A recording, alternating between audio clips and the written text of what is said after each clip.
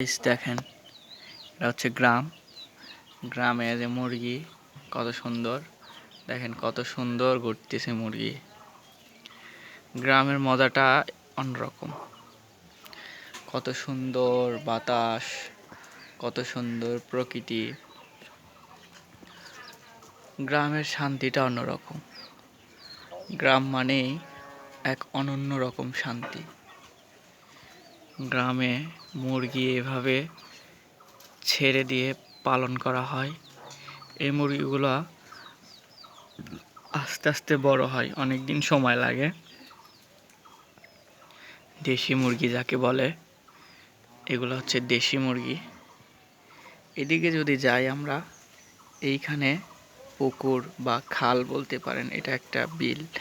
এখানে বিলে যখন পানি হয় তখন স্বচ্ছ মাছ পাওয়া যায়। দেখেন গ্রামের মুরগি, দেখছেন এগুলা ছেড়ে দেওয়া হয়। ছেড়ে দিয়ে এই মানে এইভাবেই এদেরকে পালন করা হয়। এই মুরগি খাওয়ার উপযুক্ত হয়েছে, মোরগ বলে একে।